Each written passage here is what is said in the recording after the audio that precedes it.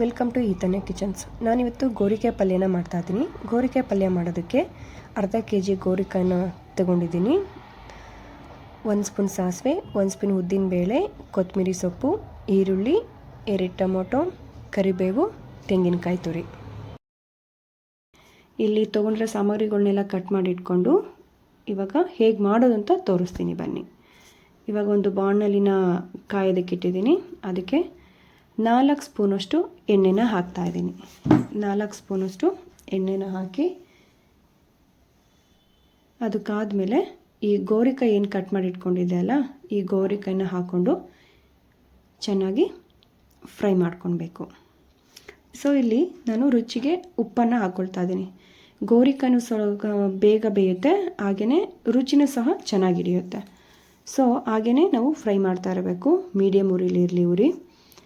ಇವಾಗ ನೀವು ನೋಡ್ತಿರ್ಬೋದು ಗೋರಿಕಾಯಿ ಬಣ್ಣ ಚೇಂಜ್ ಆಗಿದೆ, ಸ್ವಲ್ಪ ಬೆಂದಿದೆ ಅಂತ ನಮಗೆ ಅನ್ನಿಸ್ತಾ ಇದೆ. ಸೊ ಇವಾಗ ಚೆನ್ನಾಗಿ ಫ್ರೈ ಆದಮೇಲೆ ಅದನ್ನು ಒಂದು ಬೇರೆ ಪ್ಲೇಟ್ಗೆ ನಾನು ಶಿಫ್ಟ್ ಮಾಡ್ಕೊಳ್ತಾ ಇದ್ದೀನಿ.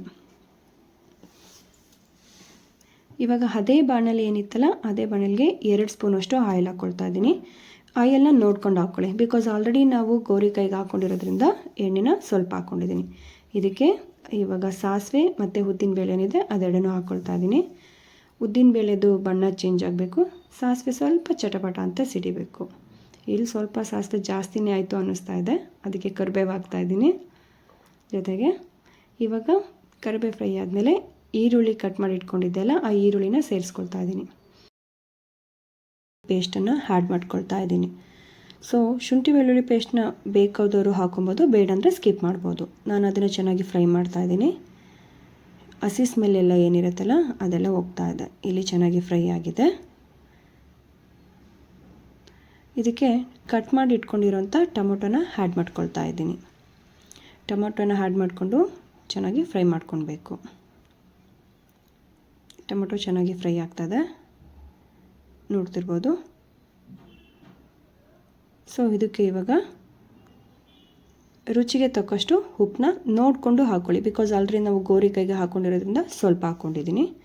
ಇವಾಗ ಇದಕ್ಕೆ ನಾನು ಚಿಲ್ಲಿ ಪೌಡ್ರನ್ನ ಆ್ಯಡ್ ಮಾಡ್ಕೊಳ್ತಾನೆ. 1.5 ಸ್ಪೂನಷ್ಟು ಚಿಲ್ಲಿ ಪೌಡ್ರನ್ನ ಆ್ಯಡ್ ಮಾಡ್ಕೊಳ್ತಾ ಇದ್ದೀನಿ. ಮೆಣಸಿನ್ಕಾಯಿನ ಯೂಸ್ ಮಾಡಿಲ್ಲ. ಇದ್ರ ಜೊತೆಗೆ 1 ಸ್ಪೂನ್ ಆದಷ್ಟು ಧನಿಯಾ ಪೌಡ್ರನ್ನ ಯೂಸ್ ಮಾಡ್ತಾಯಿದ್ದೀನಿ. ಧನಿಯಾ ಪೌಡ್ರನ್ನ ಹಾಕ್ತಾಯಿದ್ದೀನಿ. ಬೇಕಾದರೆ ಸಾಂಬಾರು ಪೌಡ್ರನ್ನ ಯೂಸ್ ಮಾಡ್ಕೊಬೋದು. ಆ ಮಸಾಲೆನ ಹಾಕ್ಕೊಂಡು ಚೆನ್ನಾಗಿ ಫ್ರೈ ಮಾಡ್ಕೊಬೇಕು. ಅದು ಎಣ್ಣೆಲೇ ಸ್ವಲ್ಪ ಫ್ರೈ ಆದರೆ ಹಸಿ ಸ್ಮೆಲ್ಲೆಲ್ಲ ಹೋಗುತ್ತೆ. ಇವಾಗ ಇಲ್ಲಿ ಫ್ರೈ ಆಗಿದೆ ಇದು. ಇದಕ್ಕೆ ಇವಾಗ ಗೋರಿಕಾಯಿ ಫ್ರೈ ಮಾಡಿ ಏನು ಇಟ್ಕೊಂಡಿದ್ದೆಲ್ಲ ಆ ಗೋರಿಕಾಯಿನ ಆ್ಯಡ್ ಮಾಡ್ಕೊಳ್ತಾ ಇದ್ದೀನಿ.